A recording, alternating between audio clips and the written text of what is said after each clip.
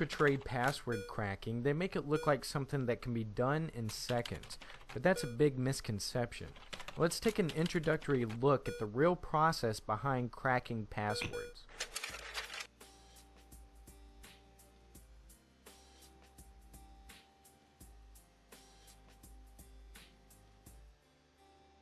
This video is to show the science behind password cracking.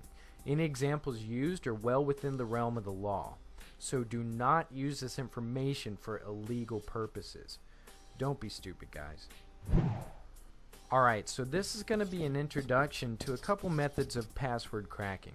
So don't expect an in-depth, exhaustive cracking resource. Now to begin, we're going to start by cracking something simple and, believe it or not, legal: the PDF. Yes, if I have a PDF that I forgot the password to, it's completely legal to use password cracking software to retrieve it. Now before we get started, here's a little bit of information about password cracking. If you want to crack a password, don't expect to download a program and presto, bye-bye passwords. It's actually a lot more difficult than you might think. If you can't guess what someone's password is, cracking it could take days, months, or even years. For this example, I have a PDF created by one of my family members in which they forgot the password. They asked me to see if I could recover it. So I'm going to show you a few password cracking techniques to get the password back. If you can try guessing it, that would be the easiest way to gain access. So here's a few tips to try and help you do that. First, below, you'll find the top 500 most commonly used passwords. You'll notice that a lot of them are things like 12345600123 and so on. So first, try any combination of numerical counting up to the number 9. You can try any of the common passwords on that page, like QWERTY, password, monkey, let me in, because you'd be surprised how often those actually work. The next tips work best if you know the person whose password you're trying to guess, because the next most common passwords involve the person's name, such as their first name or their first initial and last name, or their first and middle initial and last name, or their favorite band, sport, favorite movie character, and things like that. You could also try combining one or more of those, and even try reversing them. Now if their password requires a number, you can first try the number 1, because that's the most commonly used.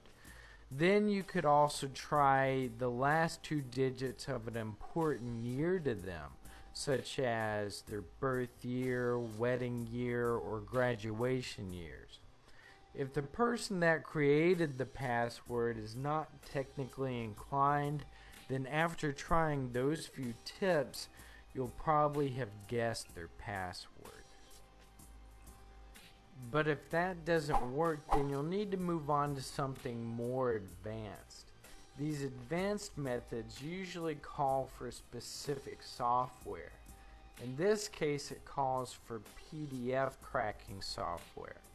I'm going to be using a Windows-only app called AppNemi PDF Unlocker, which you can find here. Download and install it, but as with all password cracking software, be careful of installing spyware and viruses. So when you see a window like this during the installation process, just click cancel. How does this app work? Well, it involves 2 common password cracking attacks called brute force and dictionary, as you can see by the tabs. We'll look at them in a second, but first select the PDF that you want to crack and select the destination for the cracked version of it. You'll see two options for the minimum length of the password and the maximum length. Generally, passwords are never under 3 characters, so you can set the minimum to 3. If you know the maximum length, you can enter that. Otherwise, just go with something like 10 or 15 characters. Okay, so let's take a look at the dictionary attack first.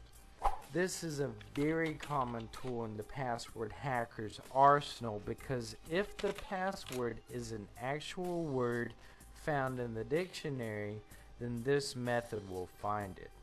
Because what it does is it goes through a dictionary list and tries each word in the dictionary until it finds the correct one.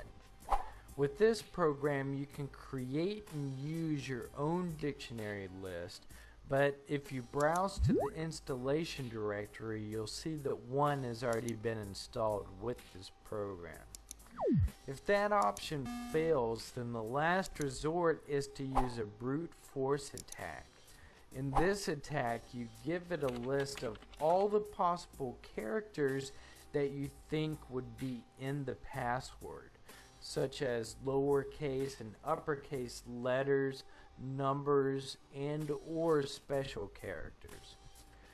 Then it cycles through that list and tries different combinations and lengths of each of those characters until it finds a working password.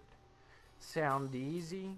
Well, it depends on the complexity of the password. If you didn't know the benefits of a complex password, here's the cracking stats. We'll assume that the password length is 7 characters since that's the average. If your password only contains numbers, it'll take less than a minute to crack your password. If your password was all letters, either lowercase or all uppercase, it would take about 13 minutes. If you used all letters that are both uppercase and lowercase, it would take 28 hours.